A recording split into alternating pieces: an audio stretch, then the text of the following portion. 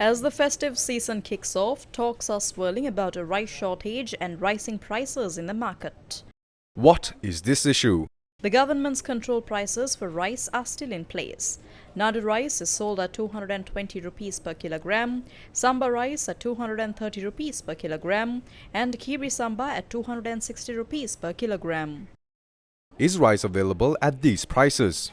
These are today's data from the Hector Kobakadu Agrarian Research and Training Institute. The wholesale price of Nadu rice in Peta was 235 rupees, while the retail price was 240 rupees. The wholesale price of Samba rice was 238 rupees and the retail price was 240 rupees. විතර තියෙන්නේ නාඩුවල් නැහැ සුදු කැකුළු රතු කැකුළු නැහැ කීරි සම්බා 255යි ඒ මාකට තමයි යන්නේ නාඩුවල් 220 තමයි රජයෙන් විකුණන්න කියලා දෙන්නේ දැන් මෝල්ලෙන් නම් 250යි කියන නිසා අපි තාම ඕඩර් නම් දෙන්නේ නැහැ මේ ගෙනලා අපිට විකුණන්න බෑ 255 කියන මෝල් වලින් අපිට ගන්න අද හෝල්සේල් අපි 255ට අරගෙන අපි 55 න 60ට විකුණන්න ඕනේ 60ට විකුණලා සිල්ලර කඩකාරයා කොහොමද විකුණන්නේ පාලන මිලට එම හාල් මොකුත්ම නැහැ Nadu rice was unavailable at the Narayanpeta Economic Centre today.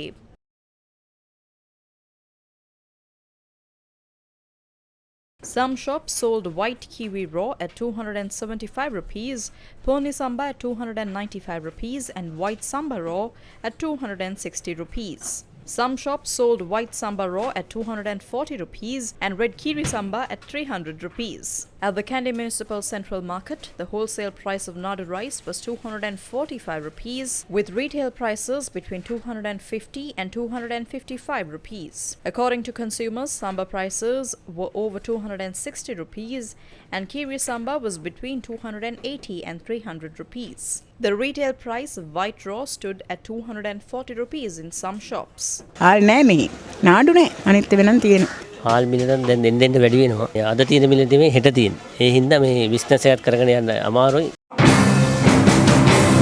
The Anuradhapura District Restaurant Owners Association expressed these views. Large-scale rice mill owners in this country admit that rice is being diverted to beer production.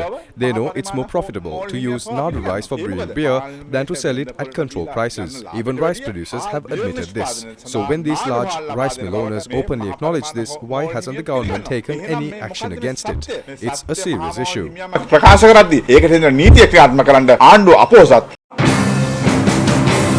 The Small and Medium Mill Owners Association had this to say. The government needs to step in and regulate a percentage of rice for animal feed and beer production. If there is no regulation, the system will continue to fall apart. And that's exactly what we are seeing in the market today. The result is that people are suffering. The government needs to act fast and put the people's needs first before anything else. ජනතාවගේ කුසගින්නට ප්‍රමුඛත්වය ලබා දිය යුතුයි කියන කාරණේ අපි දකිනවා The National Agrarian Union called for the controlled prices to increase. Rice mill associations are saying that the gazette issued during Gotabaya Rajapaksa's time was flawed and it's time to fix it. We can't sell rice at 220 rupees anymore. We need at least 235 rupees per kilogram. They said they paid farmers 130 rupees per kilogram. Where did the big mill owners get rice for 130 rupees? We saw in 2022 when President Ranil Wickremesinghe visited Kidinochi, someone said it was sold at 100 rupees.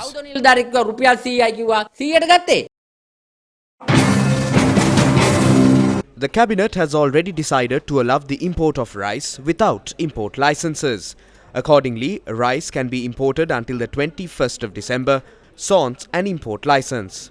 However, importers of essential food items highlight they are unable to import and offer rice at low rates owing to the levy imposed on it. They also point out that importing and distributing stocks of rice before the 21st of December is a tough task. What is the government's solution? Although our farmers produce paddy capable of generating 3 million metric tons of rice, we need another 360,000 metric tons per year for the poultry industry, particularly for eggs. Another portion is needed for beer production. There is a concern over the statistics. Even if we consider it as 20,000, there is an issue. The portion needed for it is somewhat insignificant. Shortly after we decided to import rice, we were faced with a natural disaster. Around 70,000 acres will be need to be sown once more, leading to a need to produce more. These factors lead us to believe that a short-term rice shortage might occur. So, during the last cabinet meeting, we decided to remove restrictions on rice imports until midnight on the 21st of December. Rice importers have been granted permission to import rice without calling for tenders in the open market until the 20th. It would lead to rice imports into the country. After the 20th, 10,200 metric tons of rice will enter the country through tenders we issued. A further 41,600 metric tons will be imported thereafter. Through this, we can ease the shortage of rice and make it freely available in the country. When we took over the reins to the country, government warehouses did not have rice stocks. During the previous Yala season, not a single grain of rice was purchased, not even Nadu. There was a stock purchased earlier. A cost of nearly 130 rupees had been incurred per kilo. The government had sold all of it at 80 rupees, bringing a loss of 50 rupees per kilo. When we took over, there were no paddy stocks owned by the government. The Maha season had started too, and farmers did not have paddy either. This is the problem we had to face.